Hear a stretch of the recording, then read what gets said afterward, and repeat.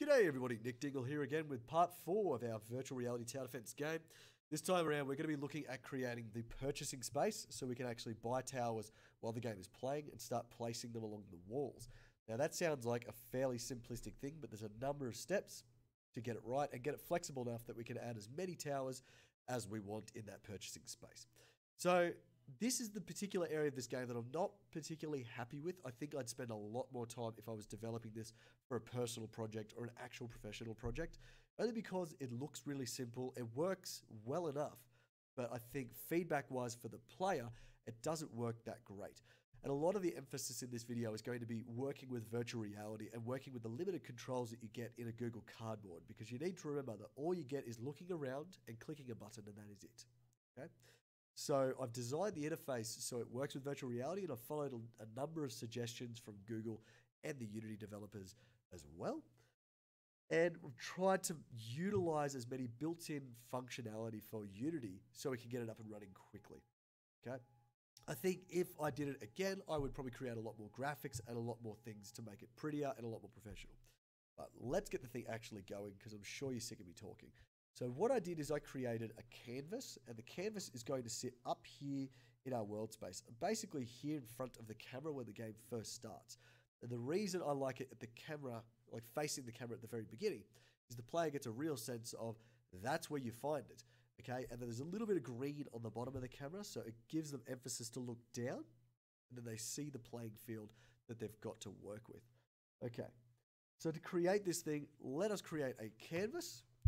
And I want to talk quickly about canvases and user interfaces in virtual reality. So the first thing you'll notice is the canvas, if I scroll right out, is massive.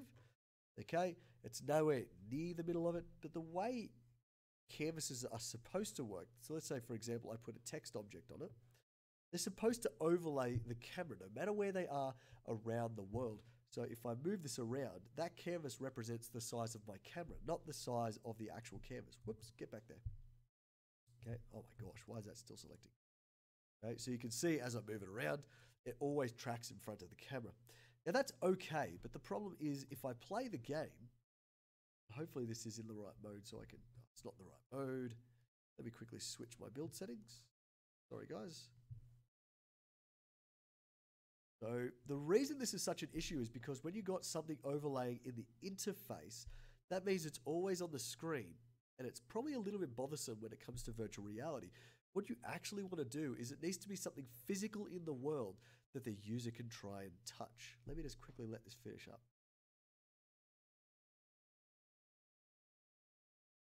Are we done? Okay, sweet. I'll press play now. Okay, see, as I move the camera around, we've always got new text on the screen. And for a traditional game, that's fine. You can use that kind of system. For a virtual reality, what you want is a physical space that you can go around and click things with. It's like having a computer in front of you. You can turn around and the computer's no longer in front of you, but you can turn back and interact with it when you require. Okay? So that's the kind of space I'm trying to set up. What I'm going to do firstly is rename this guy. Okay? Square brackets for this one, purchase space, because that's exactly what it's going to be. What I'm going to do then is I'm going to scroll down to render mode. And right now it's on screen space. And this is what forces everything to be in the camera's face. What I'm going to do is drop this to be world space. And I'm going to select the event camera by clicking the circle, if you didn't see that, and double clicking on the main camera. And that gets everything in the right spot. So when I add text to it now, you'll see that it's actually not on the camera because it's in that position of the world. And for me to get it on the camera, I have to actually move my canvas into the right spot. Now this is way, way too big. So I'm going to secondly change the scale. And the one that I used in my demo project was 0.05. Okay, and that seemed to shrink it right down. So set 0.05 in those boxes. Let's try and put this canvas in the right spot. Okay, that is way too far away. That's why it's not showing. Like so. Oh, the camera's up there, so I'll move it up. And now we're getting somewhere. Okay. Let's try and line them up. Okay, what I could probably do actually, let's have a look. This camera's tripod is at 110.0. So for my purchase space, if I go 1, 10, 9, that's pretty good. That puts it smack bang in the middle of the camera there. Okay, and if I need to adjust it later, I can move it in and out and things like that. I don't need to change the width and the height. I'm just going to leave them as the default. So on this purchase space, we're going to have how many waves they're up to, how much money they have, and all the buttons that they can use to purchase the different towers. We've only got one tower, so I'm only going to set up one button at the moment. Why is that there? Okay, so I'm going to delete the text. Okay, and I think I've set everything else up, but we have to add one little extra component to this guy to get the virtual reality, like the cardboard, working on it. Right down the bottom, I'm going to quickly add another component. Just type in graphic. Don't click this one, click the second one, which is a script. And this comes from the Google SDK that we installed. Now, there's no settings we have to change. All this does is it sets up the whole canvas to be interactive with the Google Cardboard. And that allows us to use that dot that we were using, and the dot will actually reflect when we're over the top of a button. Okay, once you've done that, we're all good. Now, sometimes, if you create a canvas earlier on, you'll get an extra object called the event system. Now, I didn't get it, because I think it recognizes already an event system in my game. You want to delete that event system, okay, to make sure that it doesn't interact with the Google virtual reality event system. And in fact, if you want this game to be portable over Android and desktop, you have to switch between the two of them, okay? It might sound really annoying. There it is. Excuse me for a sec. Okay. What I'm going to do, let's add in the text objects for our waves and our money. So I'm going to click on the purchase space. I'm just going to right-click UI, text, put it roughly at the top. I'm going to call it waves, just so it's reflective of what it does. I change its text to wave 0/0. And let's change the alignment to a bit more centered, and I'll move it across. That's probably good enough. Okay, I'm going to duplicate this guy, move him over. This one is going to be called money. In the text, I'll put money, $0. Excuse me. And that's pretty much all I have to do for my text objects. They're set up, ready to go. All the default settings work pretty well with these guys. The next thing is we're going to add the button so we can purchase things like a tower. So I'm going to go UI, button. We're going to put it down a little bit. Now it's pretty big, so if you wanted to, you can come up and change the width and the height. I'm just going to do 120 on the width. It's pretty big. For the height, I'm going to do 50. Yeah, we'll try 50. All right. And then to change the text, it's not actually setting in the button. It's actually inside the button. There's a text object. That's where you set the text. So this is going to be basic tower $40. Now I'm going to put $40 on another line so it gets this kind of effect. Now I can probably make that button a little bit bigger actually. Okay, now if I only have 4 towers in my game, or you can have a few more, I'd have to make the canvas a bit bigger as well. But this is roughly what I'm going for, what I'm trying to achieve. Now I'm not going to call this guy button, I'm going to call it basic tower, like so. Not going to name the text though, because it doesn't really matter. Once you've got all that set up, like everything else, we're going to make a prefab. Grab your purchase space, drop it down there. The one thing I realized in this video too, I haven't made a prefab for the camera, so I'm going to drop that down there. So any other game I make, I can just chuck that in there. So what I want to do is I want to create a script, and most of the work in this video is going to be in that script, and it's going to be setting up so when we click on the button, it'll create a tower that we have purchased in front of the camera. It's going to stay in front of the camera.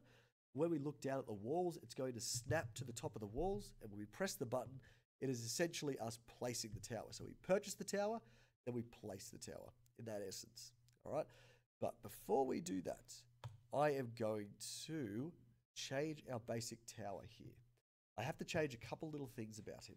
The main thing is going to be turning off the tower script, because when we purchase a tower to start with and it's sitting in front of the camera and being placed on a wall, you don't want the turret shooting or the tower shooting at the enemies while we're actually placing it on the wall. Only once we place it, then we enable the script and that starts shooting at the enemies. So that's a really easy way to turn off the tower behavior when we've initially purchased it. Okay, I'm probably talking a bit too quick, I'm sorry.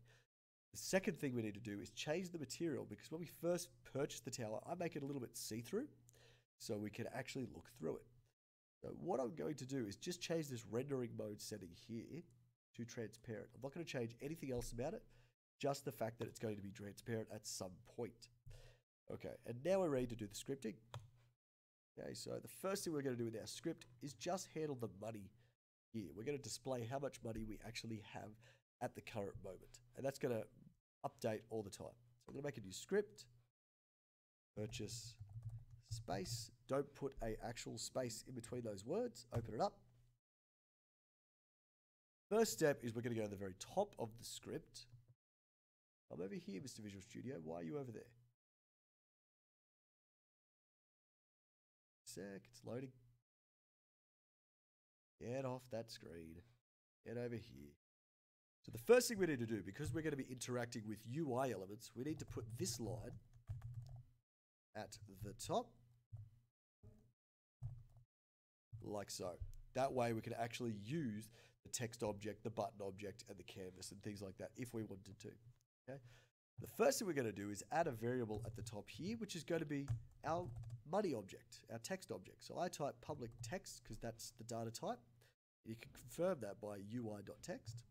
I'm going to call it money text. Simple as that.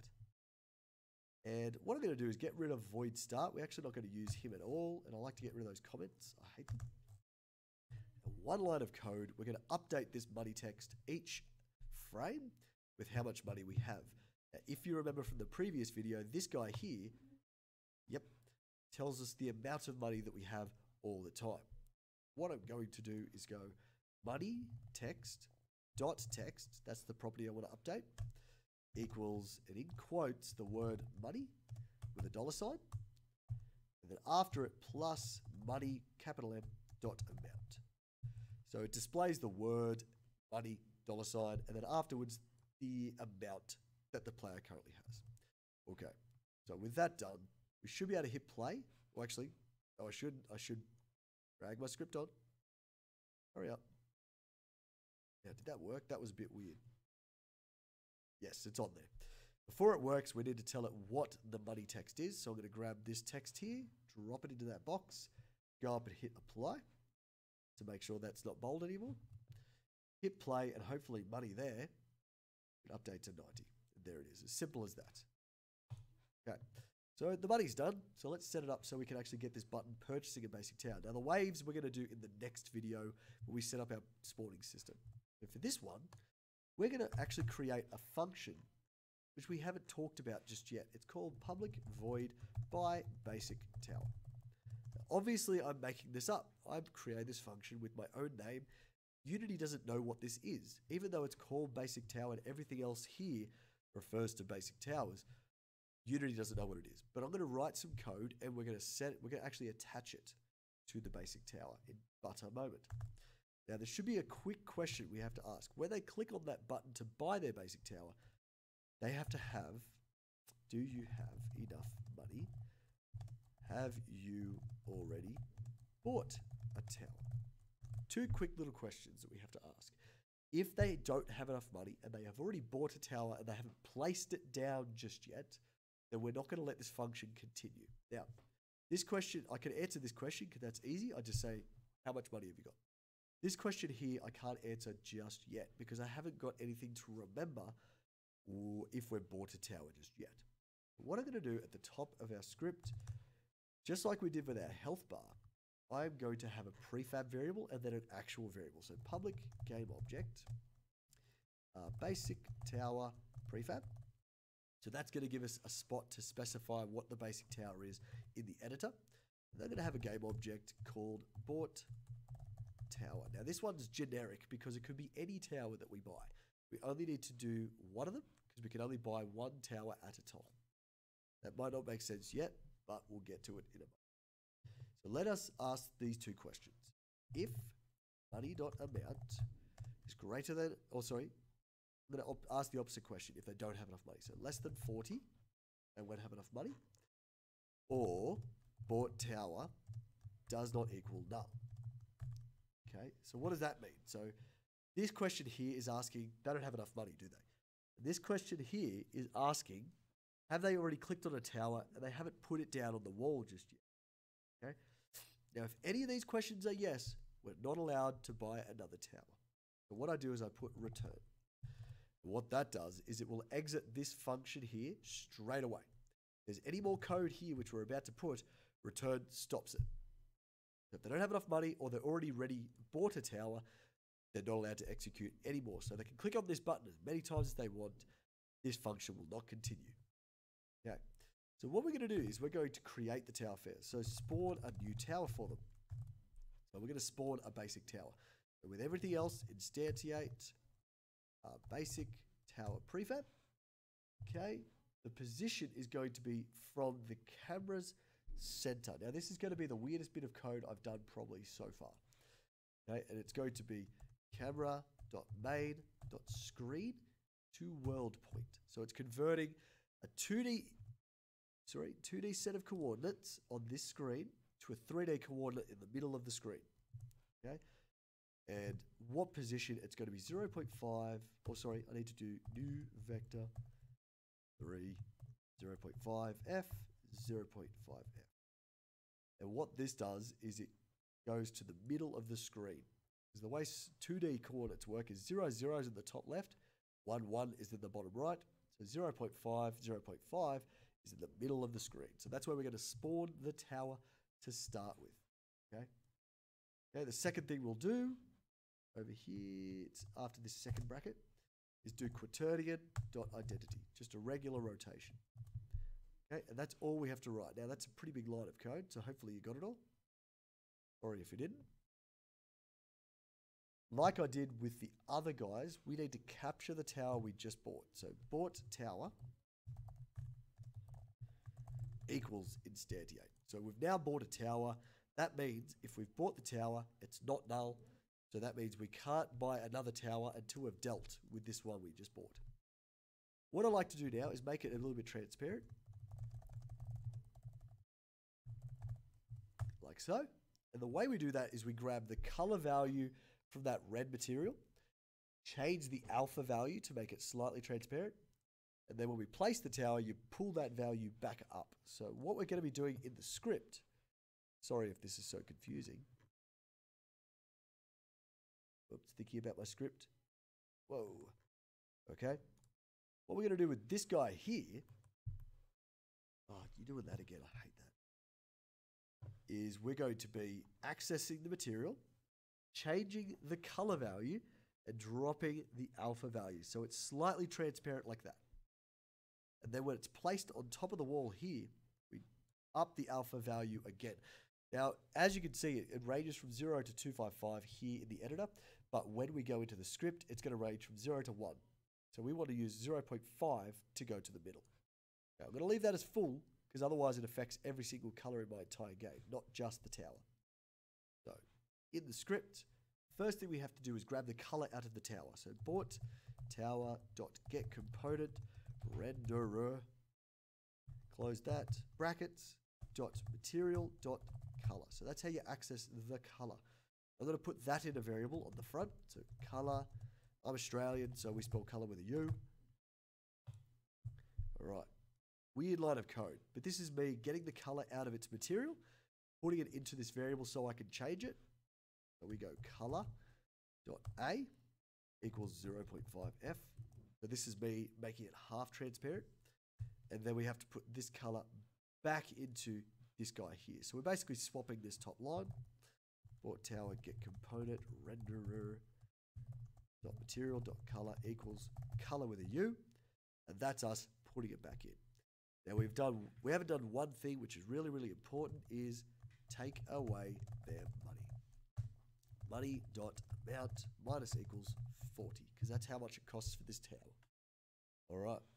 So all of this work makes it a little bit transparent. That takes away some money, and it's all well and good. Now, there's two things I have to do before we can actually get this working. Firstly, I have to set up the prefab in the script. Second thing I have to do is I have to go to the button and hook up the function, which I made up myself, to the button so it knows what to execute. So over here, I am going to click on the purchase space, scroll down the bottom, and put the tower prefab in there. Let's go prefabs. Scroll down again. Basic tower goes in there. Hit apply. All changes are updated. Yep.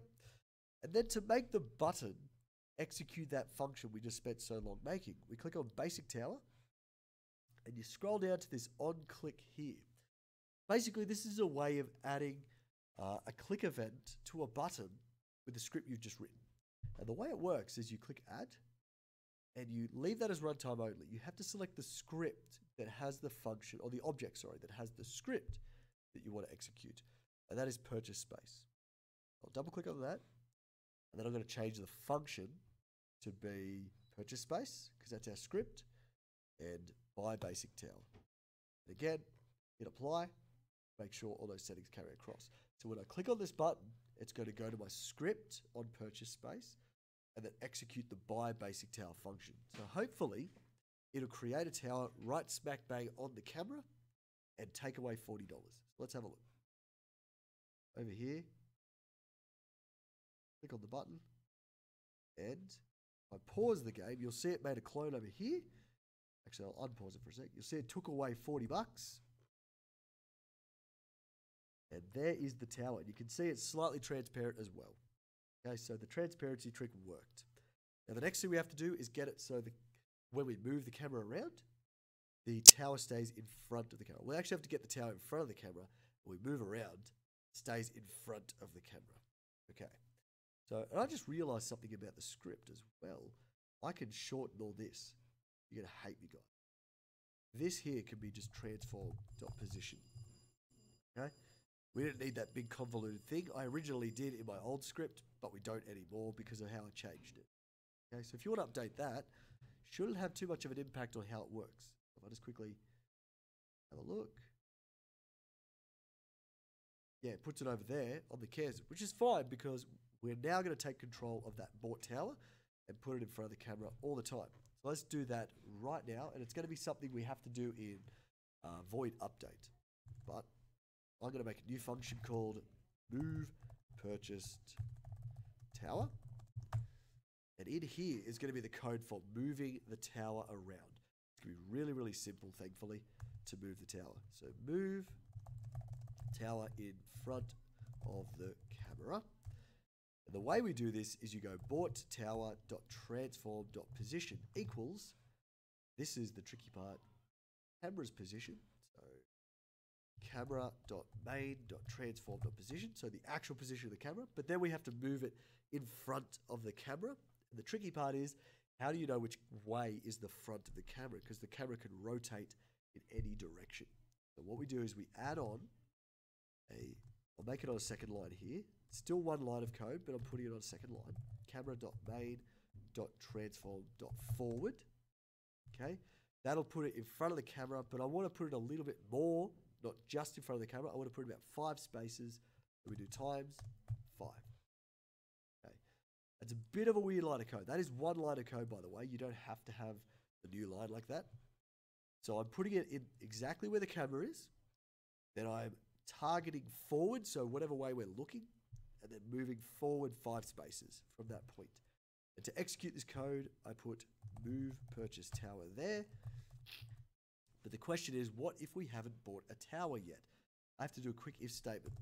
If bought tower does not equal null, okay, then move the purchase tower. I'll put a little comment, ensure we have a tower to move, just like so. Back in Unity, let's test this out. Press play and purchase the tower. Hopefully sits in front of the camera wherever I look. Poor little computer struggling. As you can see, a little bit laggy, but it stays in front of the camera and it always updates. Okay. Now here is actually the hardest part. The hardest part of this is getting the camera to point at these walls. If we can touch the wall, then that tower, the purchase one, has to sit on top of it as a presentation of this is where it's going to be placed if you press the button. Okay, that's one of the hardest things that we have to do in this video.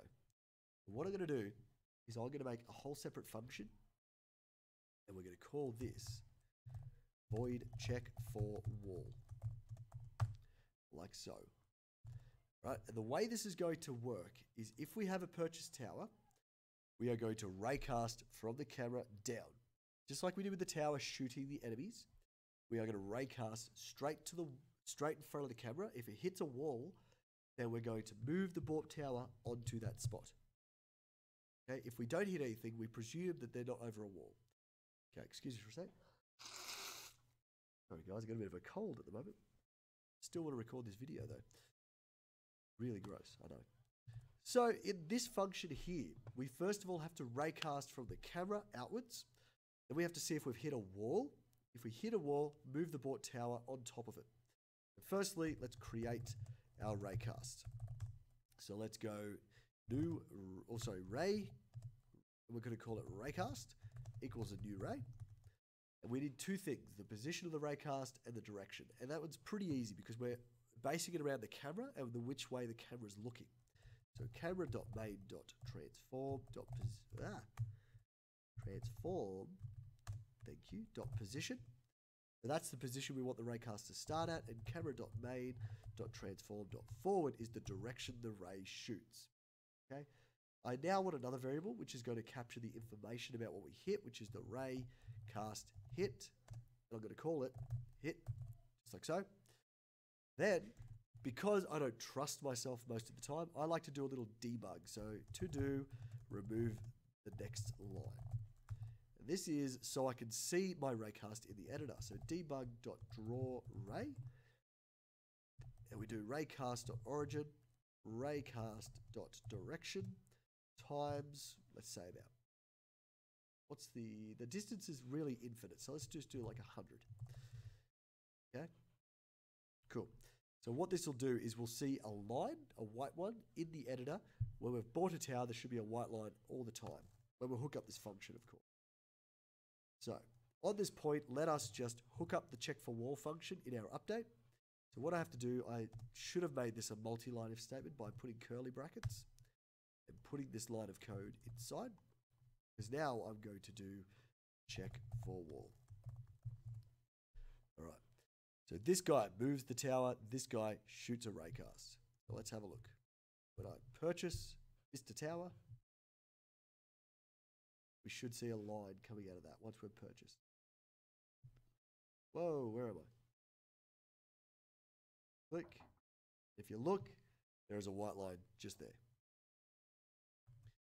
Okay, so the next step is we've got the raycast working. Okay, you can see it shooting straight through the tower outwards. And what we want to do now is check if that raycast actually hits anything. So what you do there is you go, I'm just going to put this one, check if the raycast hits something. So we just do a generic if, and then we do physics.raycast. And we only need two settings for this, which we created here, and out hit. And the reason we need out hit is because that's our variable that's going to have the information about what we hit. And you just have to put the out word in front of it. That's just how it works. Okay, so if we get inside this if statement here, that means our raycast actually hit something. I need to actually ask another question straight away, and it's did we hit a wall? And the way we check if we hit a wall is by using tags. Because I tagged all the walls as just that, a wall, we can check for it really quickly. So, did we hit a wall? Well, let's check right now. If hit.collider.gameObject.tag equals wall. Okay, then we can add some code to see if we actually hit a wall. All right, if we've hit the wall at this very point, that means we've hit something, we've hit a wall object. Whoop, stuff that up. And then we can move the tower on top. Now, I know that's a lot of questions to ask, and it might seem a bit silly they've got an if and then another if, but that's just the way we have to do it at this point. Okay? So all I'm going to do is put the tower on top of the, that's two words, but anyway, of the wall. Okay? So what we're going to do there is type bought tower.transform.position equals, okay, and this actually looks really ugly, but hit, whoop, yep, hit.collider.gameObject.transform.position. So that's the position of the wall object. So we're going to make the bought tower's position the same as the wall, but we don't want the tower embedded inside the wall. We want it just above it. So I'm going to add, I'm going to do another multi-line like I did just before. New vector 3 0, 0.75. I think hopefully this still works. So I'm just using the position of the wall, and then I'm adding a little bit to its Y value to put it above the wall. So it looks like it's sitting on top, basically. All right. Unfortunately, that means all our walls and all of our towers need to be the same height. So there's probably something I can do about this little value here to make it a bit better. What I'm going to do, let's go back to Unity. Let's hit play, and hopefully, if I look around, it should snap to the top of each wall if we've done it correctly. And if the value's a bit off, we can always change it. There it is. The great thing is it looks like it's a bit grid-based because each wall is its own piece. That's why I did each piece of the wall separately, okay? Because we just needed to do that. All right, last step is we need to make it so when they press the button while they're on top of a wall, it places the tower on top of it. And actually we need to do a next step, which is it disables that piece of wall from ever being put on top of again, okay? Because it's already got a tower on it. What I'm going to do is, first of all, disable the wall piece. So take away the wall tag. And what that'll do is it means that if a piece of wall never has that tag, it can't be placed upon it.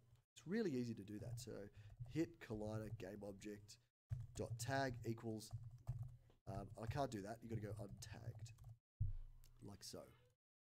Okay, so that will just remove the tag from the wall and disable it from ever being put on again. Second thing is we need to recolor the tower. Okay, so we basically, I'm just going to scroll down, copy these lines here, paste it here. So it's just these color lines again, but the difference is 0.5 becomes 1. Make the tower not transparent. We then enable the tower script so we can shoot at enemies. So we go bought tower.getComponent tower. That was the script name. Dot enabled equals true. So that's turning back on the script. So enable the script. And the last thing we have to do, oh, you know what? I've stuffed up a bit. We're going to fix it in a second. Is we have to take away the bought tower so we can then go and buy another tower. So bought tower equals null. So disconnect from the tower. Oh my God. To buy another. Now, I've actually forgotten something here. There's one if statement I have to add around all of this because this relies upon us clicking the button on the cardboard. I haven't actually asked the question, did they click on the cardboard? So right here above, take away the wall tag, I'm going to put check they clicked the button on cardboard. Now, the great thing is a button click on the cardboard is the same as clicking the mouse. So if input.get mouse button down, and in brackets 0, okay, I'm going to move all this code here into these brackets, like so. I know that's a lot of things to put inside those brackets. Hopefully there's a lot of brackets and you can organize them well enough. But this should allow us to purchase a tower, put it on a wall, enable the tower, and then go ready to buy another one. So I'll go back, give it a quick test, make sure I didn't stuff anything up like I usually do. Click. There you go. I've clicked on the tower. You should hopefully turn around and start shooting that guy. All right. So that was a bit more work than I actually expected, to be honest with you guys. But in the next video, we're going to be doing the last bit, which is creating our spawners, which allow us to do different waves of enemies throughout our level. And I've created it generic enough that you can actually use different types of enemies if you've created more than just your small enemy. Thanks for watching, guys. I hope to see you in the next one.